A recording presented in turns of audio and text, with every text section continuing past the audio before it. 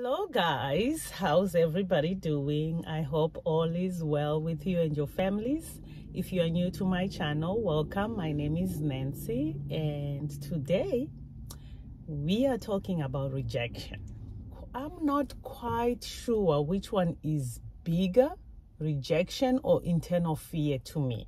Personally, I'm not sure. I think they are just equally devastating or equally the same. I already talked about eternal fear. If you're interested in watching that video, you can look it up. It's in my videos. You can watch that. How I dealt with internal fear and how I'm still dealing with that, because fear is something huge that I had to deal with. But also, when I was thinking about it, about this rejection thing, I was like, I don't know. It seems like rejection was more like the eyes to what I perceive the world really. Everything I perceived, everything that I concluded was through the eyes of rejection. Rejection became these two eyes, really. So I'm not sure if internal fear was the bigger one or rejection, really. But anyway, well, before I get into this topic, let me just say I am not by any means a professional in any subject that I talk about in this channel. I am just sharing my journey, my healing journey, my stories, what I went through, how God rescued me from the pit that I was. And I'm just telling my story so that if you have a similar situation, if you went through any trauma situation in your life, especially when you were a child and now you are an adult and you are still dealing with how you can fit in, how you can be healed or things like that, I am just here to share my story, and hopefully something resonates inside you and you can get the help that you need. I'm here to just testify that where you are right now, if you are in that pit where somebody threw you in and thought that you're gonna die in that pit of hell, I'm here to just tell you that you can come out. God can rescue you. You can come out of that pit and you can be healed. There is nothing, absolutely nothing impossible for God. If He did it for me, He can do it for you. He is no respecter of persons. So I'm just here to share my story. And also, I don't want you to make the same mistakes I made, because I personally, when I was going through my healing journey, at first, I started doing it through my own strength and it backfired. It never worked. And then after I realized that, you know what, there is somebody who's bigger than me, somebody who created me, somebody who knows what to do with me. And that somebody was God. When I called on Him, He was right there to rescue me and help me and give exact materials that I needed for my journey. If back then, if therapy was something that was understood by me, I would have gone to therapy because I needed therapy. But with the understanding and the knowledge I knew about therapy, I just thought therapy wasn't for me. It just never was something that I thought it was a choice, really, because I associated therapy or therapists with people who help people who are crazy, naked crazy, talking to themselves in the street. That's what I associated therapy with. So I never had the chance to go into this therapy thing. So my therapist was God. So I just share with you how I went through it. And in the midst of it, because I took so long to heal, there were there were so many consequences that came along with, and those consequences is something that why I'm sharing my story, so that you don't have to deal with some of the things I have dealt with, or some of the things that I'm dealing with right now. That's why I'm sharing my story, so that if you don't have children, or your kids are still little, you can change right now. You can get your healing and make your life a little bit easier by avoiding some of the unnecessary headaches and heartaches in your life. That's why I share my stories, guys. So when God started opening my eyes, I started seeing some character flaws in my behavior that pointed to this rejection issue. So, of course, that time when I was going through what I was going through, I did not have any name to these things. I didn't know that, oh, you are suffering from internal fear. Oh, you're suffering from rejection. This is something I started noticing after when God opened my eyes, that this thing has a name to it. Because I did not have any name to any problem that I was going through at that time. So I noticed that my rejection, really, if I'm to look back, my rejection started as a secret. And that secret was that trauma. And we know, or I know now, that the devil loves secrets. That's his playground. The moment you make it a secret, you are in his party session. I mean party, P-A-R-T-Y. You are partying with the devil without you even knowing it, because he thrives in secrets. So when you do that, whether you know it or not, it's going to result in so many pregnancies. And when I mean pregnancies, it's because you are now intimate with the devil without even you knowing it. It's just the same, like how I see it, how God made me to understand my situation is that when you spend time with God, for example, when you spend time with God, you are intimate with God. So he impregnates you with his purpose, with his will, with his principles and things like that. But if you spend time willing or not willing with the devil, knowingly or beknown to you, the devil does the same thing. He impregnates you with his fears, with whatever it's in his world, whether it's demons, fear, rejection, whatever it is from the devil, he will impregnate you with that. So that's what I came to understand. Now, from the scene of the trauma situation, immediately you start feeling out of place. You are lost. The old you, the original you, seems like, okay, has died in that moment of trauma. So you feel out of place, out of touch, out of mind, out of sight. I just remember this song, out of place, out of sight. Sorry guys, this is a song from my country. It just came out in my mind. But anyway, you feel out of place, out of sight, out of mind, out of touch, because now the devil has introduced you to these dysfunctions that just now comes in, you see. So because you are no longer present in that moment of your being, I believe the original you just departed in that moment. That's what happened to me. Like in that moment, something left and something came.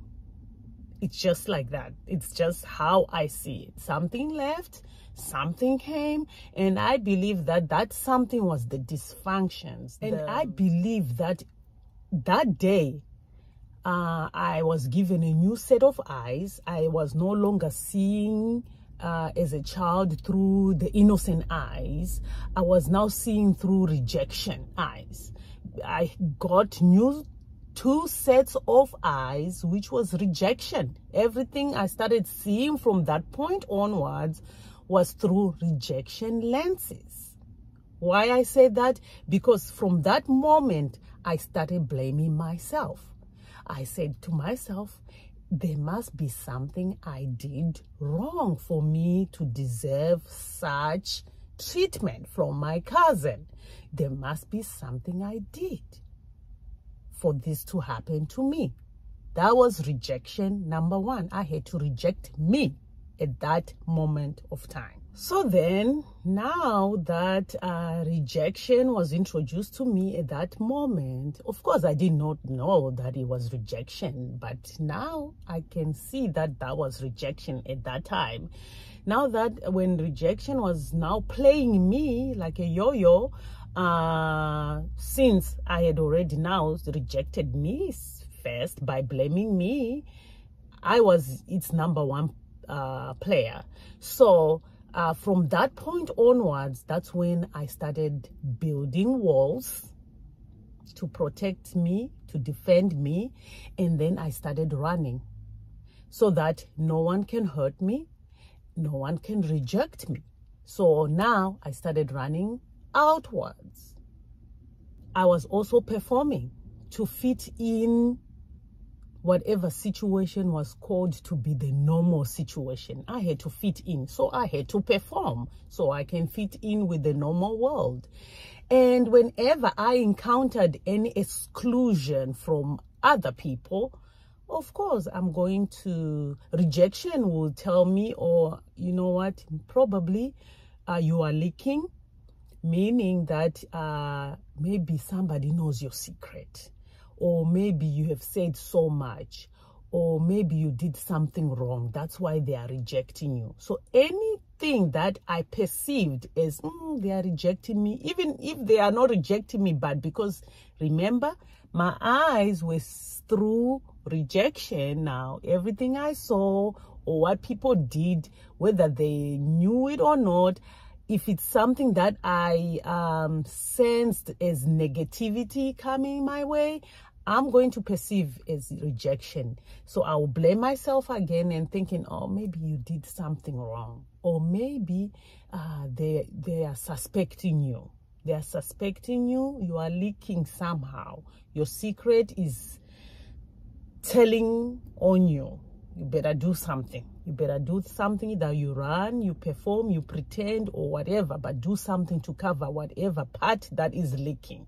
So it became a trend. It became the lifestyle from that childhood. You learn, you grow up in that moment. Doesn't matter what age you are. Whenever something like that happens to you, you are grown, you are a different person. You carry this something, I don't know what to call it, guys. If you are in a similar situation, I want you to just think for a minute, for a second.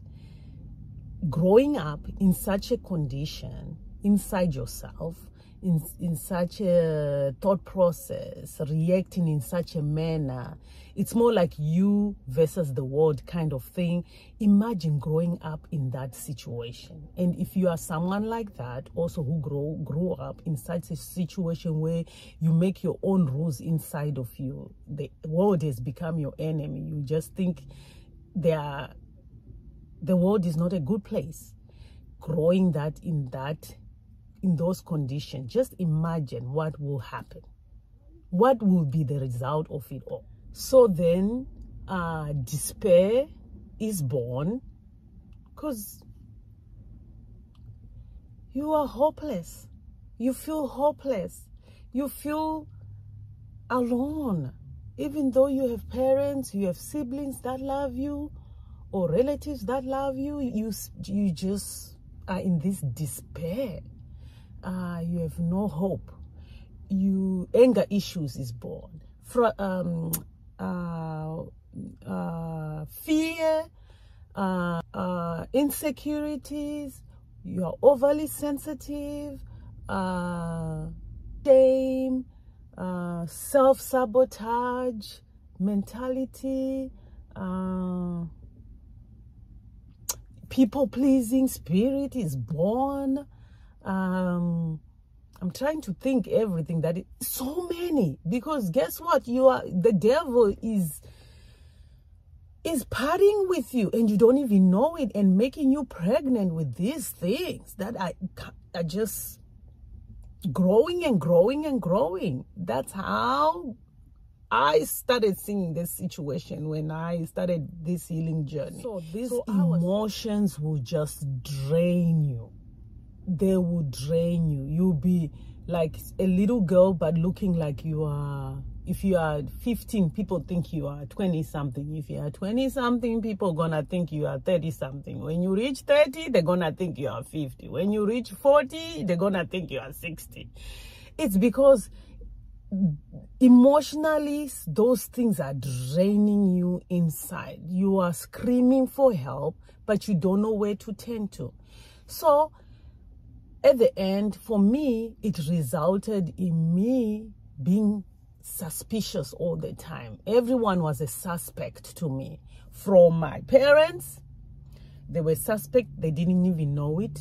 Then came my siblings. They didn't even know they were suspect, but everyone was suspicious to me because I now carry this suspicious spirit. And then when my husband came along, he became a suspect. My kids became a suspect. My relatives became suspects. Friends, myself.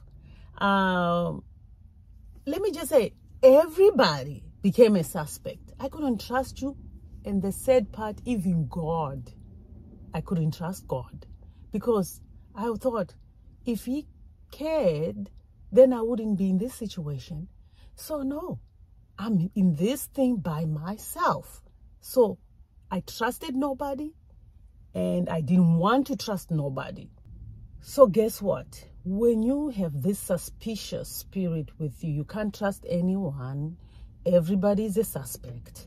They will know your secret. You are always running, hiding, performing, and things like that. You begin to push people away because you don't want to hurt them. So you push people away. You seclude yourself. You don't want to be around people. You always you feel happier when you're alone. You resort to some kind of addiction. It doesn't matter what addiction it is. It might be just shopping addiction or cleaning, things like that. That becomes your addiction because it's your safe place to hide. You feel happier when you are in your addiction now. So you start, like for me, all this that I'm mentioning, that's me, guys. When I say you, I'm just telling my story. The you is Nancy in this thing. So you begin to that's when that performance come to play, because outside world, they see you, smile, you have a beautiful smile, yeah, because I don't want you to see what's inside me. So you smile as big as you can, but inside you are lonely, you are screaming, you are crying, you don't know what to do. You want to be helped, but you just don't know what to do. When I started seeing that my character flaws were pointing me to this rejection issue, I started reading books, guys. And I'll keep telling you, if you are in this situation of rejection, find you books. Find you those books that talk about rejection. I started reading the books about rejection. How can I come out of this rejection? I started countering the rejection with some kindness. In this method, I found it in one of the books that I read about, that when you notice that it's a rejection that is happening right away, you need to counter it. For example, let's say I'm in a grocery store, or I'm in wherever they sell stuff, and then, you know, when you have been in this negative situation for so long time, you tend to notice whatever is inside you, you tend to notice it immediately. from the outside world.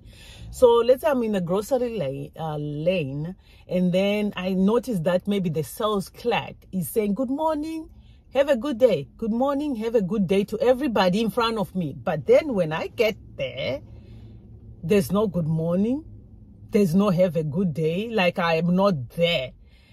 It seemed like my brain will notice small little stuff like that. And that will bother me like, oh, wow, am I that I don't deserve a good morning and have a good day?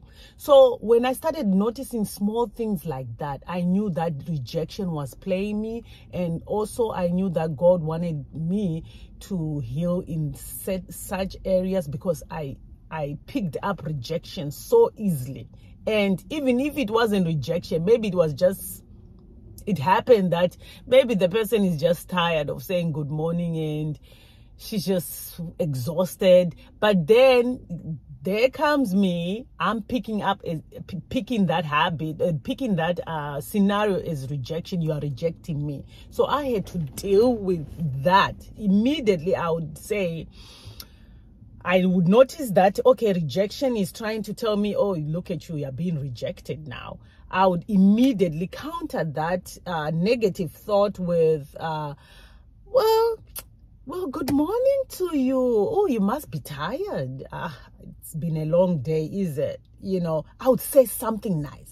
And at first, when I started training myself to do that, I wouldn't want to say it.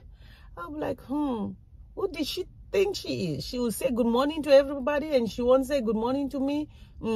But then something in me will tell me you need to say, because if I don't, it's just going to be in my heart. I'm going to take it as a rejection, and I'm angry now. I'm bitter about it, and now I'm holding on a situation that is just really too small to even think about it.